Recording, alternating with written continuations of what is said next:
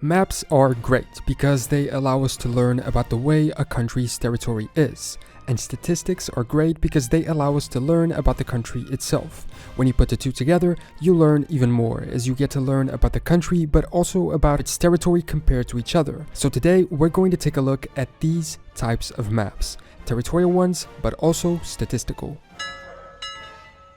Brazil has a very interesting territorial history. As we can see on this GIF, its expansion since the early Portuguese settling and colonialism, dividing the Brazilian coast into rectangular captaincies, then expanding into the interior with several periods of growth, one or two instances of losing territory, and many territorial reorganizations. The Brazilian natives also certainly had their own territorial organization before the Europeans arrived and started drawing their own lines, but I couldn't find any map that depicts those tribal regions and borders in all of Brazil's current territory. The best was this one, which shows the groups of indigenous people on each area of Brazil's coast at around the 16th century, precisely when the Portuguese arrived. Oddly enough, the number of native groups, 14, almost matches the number of captaincies, 16, established, or this other one depicting the native language families. Today, the indigenous reserves are very limited, as much of the territory has been taken, but there are still some completely uncontacted tribes in the Amazon forest. When the Portuguese arrived, they established those 16 captaincies, which soon grew into other territories and states as they expanded. And today, the country is divided into 26 states and one federal district. And each of these, even the smaller ones, are big. This map attributes a country to each state according to its size, and look how many big countries fit into it. Venezuela, Germany, Finland, the UK, Italy, Mongolia, Portugal, Angola, France, and many others. In addition, these states are sometimes grouped into 5 regions: North, Northeast, Center-West, Southeast, and South. If you want, I can make a video about the territorial evolution itself in more detail, but for this video, I just wanted to show you the summary so you can understand how the territory has grown and organized itself since the beginning and how it is now. And this early colonial settling on the coast may explain the next map, which tells us about population density. Brazil has a total of 212 million people. That is a lot. For you to get an idea, it's as much as every single other Southern American country put together, but the way in which they are distributed along the territory is not equal.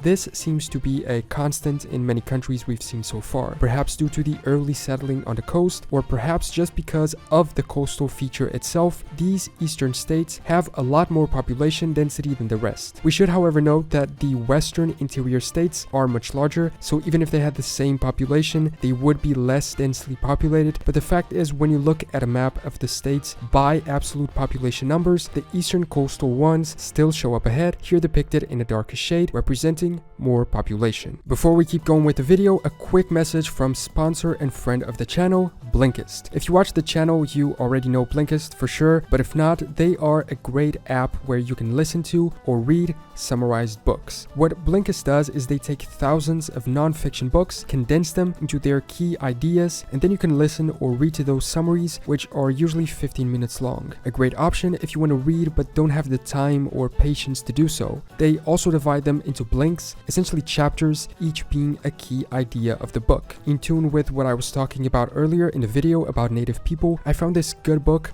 called The World Until Yesterday, which talks about lessons modern humans can learn from primitive societies. The first 100 people to go to Blinkist.com/general knowledge will get a free unlimited week of access, and then also a 25% discount if you choose to continue with a full membership.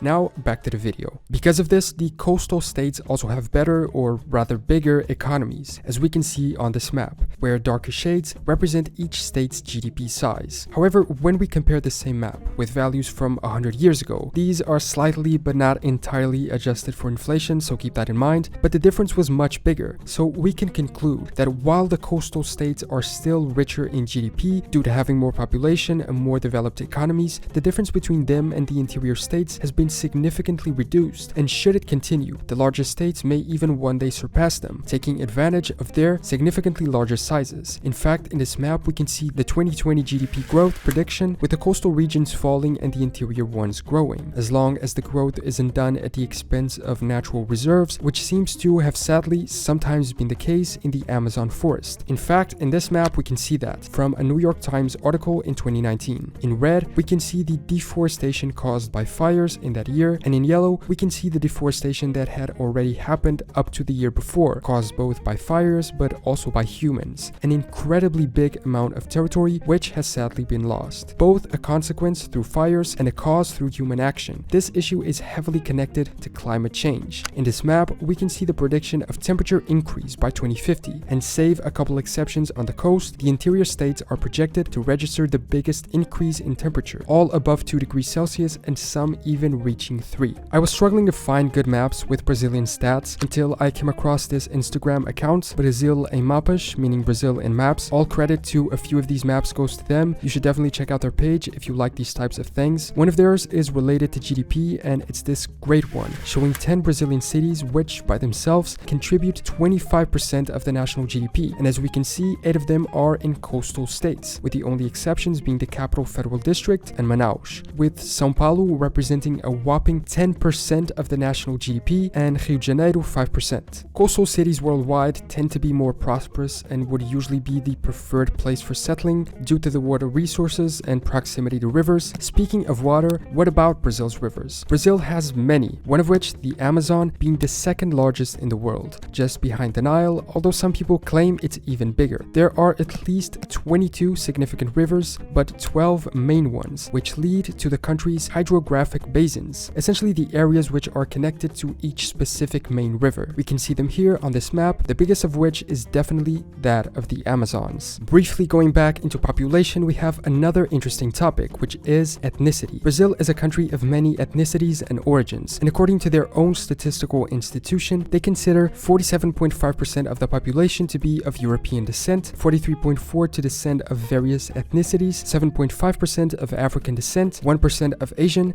and only 0.4% indigenous. According to this 2009 data, outdated, but I don't think that much when it comes to this, the states with the higher percentages of European descendants are in the south. People of various ethnicities are the most common all around, but especially in the northwest. And Bahia is the state where people of African descent represent a bigger percentage of the population. This map from the 2010 census divides the information into provinces, showing the biggest ethnic group in each of them. And as we can see, almost only in the Amazon forest region are natives dominant. And it's odd that we don't see Asian descendants as dominant anywhere, because Brazil has a lot of them. In this map, we can see the amount of Japanese immigrants in each state, ranging from just around 1,000 to over 1 million in the state of São Paulo, for instance, and being a total of around 1.8 million countrywide. The reasons why there are so many people from Japan living in Brazil might be many, but it all seems to have started with a treaty between the two countries' governments permitting Japanese migration to Brazil. This was due in part to a decrease of Italian immigration at the time and a labor shortage that the country was facing. These days they are likely to be fully integrated and perhaps therefore shown